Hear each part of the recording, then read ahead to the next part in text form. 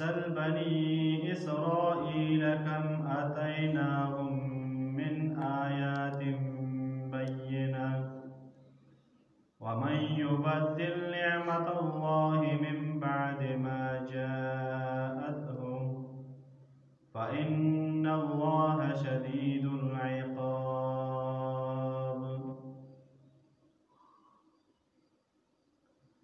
سورة بقرة شروع مخکې ایتونو کې الله رب العزت بیان وکړ د پورا دخول د اسلام، یعنی هغه خلک چې هغه ځان ته مؤمنین دي نو پکار دی چې هغه د پورا په اسلام کې داخل شي، او که کوم خلک اسلام کې پورا نه داخلېږي هغه د خطوات شیطان، یعنی د شیطان د قدمونو د شیطان خبرو تابعداري کوي، نو داسې خلکو دپاره الله رب العزت بیا د غضب فیصله کړې دی. هل ينظرون الا ان ياتيهم الله في ظلل من الغمام والملائکة وقضي الامر. بعد داسې خلکو ته الله رب العزت او د هغه ملایک کما یلیکو بشانه دا ورته راتللو کې او دا خلک په معذب کې، یعنې دوی ته به غضب بیا ورکړي. دینان آیات کې سل بني اسرائیل کم اتیناهم من آیات بینه ذکر او تذکرہ کوي د بني اسرائیل والا. وی ای خلکو تاسو مجاهده د جهاد کوو، که چیرې تاسو دغه جهاد پرېږدول نو تاسو باندې بیا غضب رسي لکه څرنګه بني اسرائیلو باندې راغلی. ته تپوس وکړه بني اسرائیلو نه چې بني اسرائیلو ته څومره معجزات راغلی و. د موسی علیه السلام په لاس باندې ظاهر شوي و، تورات ورته الله رب العزت آسماني کتاب ورکړی و، خو دوی دغه د کوم معجزات لري او همدارنګې تورات کتاب کوم احکامات نو دوی باندې عمل نه کول، او کوم نعمتونه چې الله رب العزت ورکړي دوی ته ښایسته نعمتونه ورکړي شوي، خو دا ټول نعمتونه ناشکري کوله. دې وجې باندې الله رب العزت فرمایي چې ومن یبدل نعمت الله من بعد ما جاءته فإن الله شدید العقاب. یو نعمت چې الله تعالی یو قوم ته ورکړي نو بل دی قرآن کریم کې الله رب العزت فرمایي چې هغه نعمت موږ ورکړي هغه قوم نه او خلکو نه،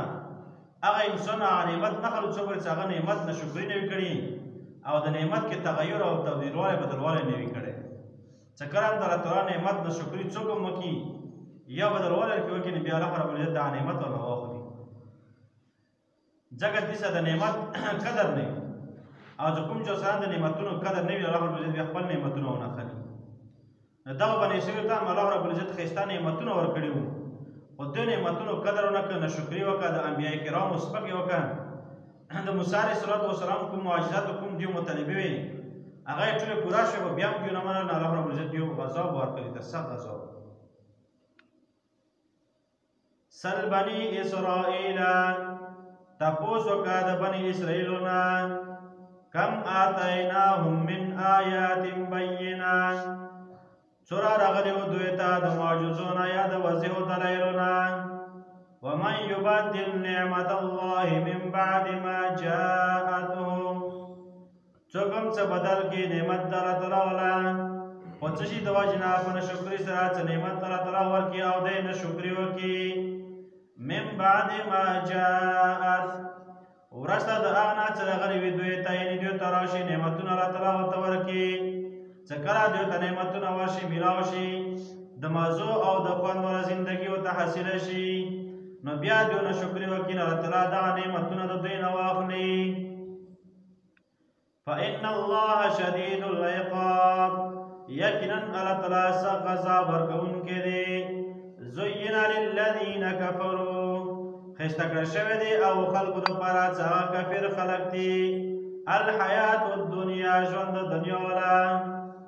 ویسخرون من الذین آمنوا او دوی ټوکې کوي مسخرې کوي د هغو خلکو نه چې هغه ایمان نه وړی دی مؤمنین خلک دي. ګوره دې کې لفظ زینا ذکر کوي چې زینا للذین کفروا، زینا چې کله نسبت وشي د الله تعالی ته، الله تعالی ښایسته نعمتونه ورکوي، مخلوق ته ښایسته نعمتونه پیدا کړي دي. چې کله نسبت وشي شیطان ته، یعنی شیطان وسوسې اچوي دي خلکو ته، دغه بېدینه عمل څه کوم دي دا دیو ته ښایسته کړي یا رسومات بدعات دیو ته ښایسته کړي چېرې دا ښایسته عمل دی دین عمل دی د دین کار دی حالانکه دغه انسان په ګمراه کې په ګمراهۍ کې به اچولی وي وسوسې ورته واچوي وي یاره دا تعالی کتاب څه دی پیغمبر حدیث دی دا ما اوره بس کوم او داسې نو دی به دا کوه خو یا ورځ به داسې راشي چې اوداسه منځنۍ هم خطا کړي وي یاره دا کتاب سره شر او فساد جوړېږي نو دغه ټولې خبرې د شیطان د وسوسې دي زینا للذین کفروا خشته کړی شوی دی او خلکو ته چې هغو کفر کړی دی کافر خلک دي ژوند د دنیا والا څه مقصد دا وګڼي چې یاره مو دا دنیوي ژوند کې کامیابي دی دنیا ژوند مو څه وي بس مو زندګي برابره دی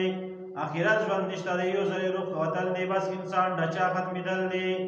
دا روح په بل سواره شي کې ننوځي نو بیا آخرت زندګي نشته دی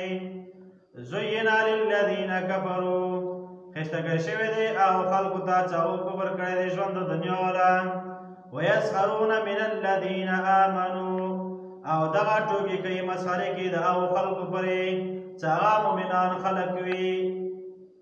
څرنګې ټوکې کوي څوک هم د سنت موافق برابر وي ښځې وي که نارینه وي نور ورپسې ټوکې کوي یاره دغه کپړې داسې کړي دي او که د نارینه والا پچې اوچتې وي څوک ورته پنسي نو چې کله دا د ګېټې نه یو ښه نه اوچتې وي بیا خلک به شي که ګلده کوي یو بوچې نوځي دومره پچې اوچتې کړي دي نه حدیث کې راځي صحیح حدیث دی نبي کریم صلی الله علیه وسلم فرمایي وی کومې پچې وي دا ګېټې څوک دی څوک ورته هنګرې داسې پټ وي دا دغه څه دی د جهنم په اور کې وي دغه پښې نو دې شي ځان سره خلکو کول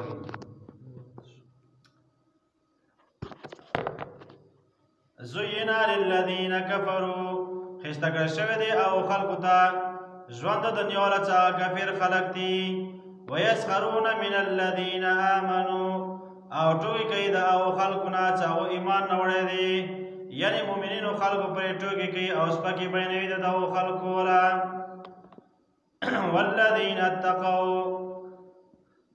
او هغه خلک پرې هم ټوکې کوي چې هغه متقیان خلک دي فوقهم یوم القیامت دا خلق چې کوم مؤمنین خلق دي دا اوچت ورځې قیامت کې د هغو خلکو نه چې هغه کافر خلک وي د هغو نه به اوچت وي مرتبې او درجې به اوچتې وي والله یرزق من یشاء الله تعالی رزق ورکوي چې چا ته هم خو هغه شي بغیر حساب بغیر د حساب نه بغیر د حساب مطلب دا چې یو بنده به ګمان کې به هم نه وي سوچ او فکر کې به نه وي دوره ورته فراخه نعمتونه او رزق ورته ورکړي چې دوی به سوچ او فکر کې به هم نه وي